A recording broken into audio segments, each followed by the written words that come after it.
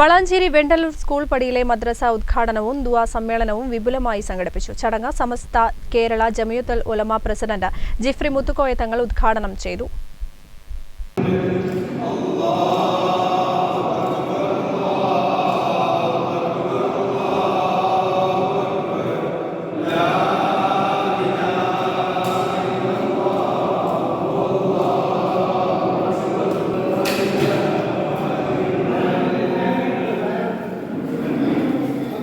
നിർമ്മാണം പൂർത്തിയാക്കിയ വെണ്ടലൂർ സ്കൂൾ പടിയിലെ മദ്രസ നാടിനായി സമർപ്പിച്ചു. സ്ഥലം ഖതീബ് ഷറഫുസമാൻ ഫൈസിയുടെ പ്രാർത്ഥനയോടെ നടന്ന ചടങ്ങിൽ ദിൻമാലിക് ബിൻ ഉസ്മാൻ ഹൽറമി ഖിറാത്ത് നടത്തി. മസ്ജിദ് സിദ്ദീഖിയ സെക്രട്ടറി സിയാമു വി അധ്യക്ഷത വഹിച്ചു. അബ്ദുസത്തർ ബാഖവി ആലപ്പുഴ മുഖ്യപ്രഭാഷണം നടത്തി. മദ്രസയ്ക്കായി സ്ഥലം വിട്ടു നൽകിയ അബ്ദുറഹ്മാൻ ഹാജി കട്ടച്ചിറ, മുഹമ്മദ് കുട്ടി തെയ്യമ്പാട്ടിൽ എന്നിവരെ ചടങ്ങിൽ ആദരിച്ചു. മുഹമ്മദ് ഫൈസി, ഷിഹാബുദ്ദീൻ ഫൈസി വെണ്ടലൂർ, മഹല്ല് committee president K P. Bappu Haji, secretary Kunhippa Haji, Kadakassery ഖതീബ് അലി ദാരിമി, ബക്കർ ഹാജി മലേഷ്യ, ബഷീർ സാഹിബ് മലേഷ്യ തുടങ്ങിയവർ പങ്കെടുത്തു.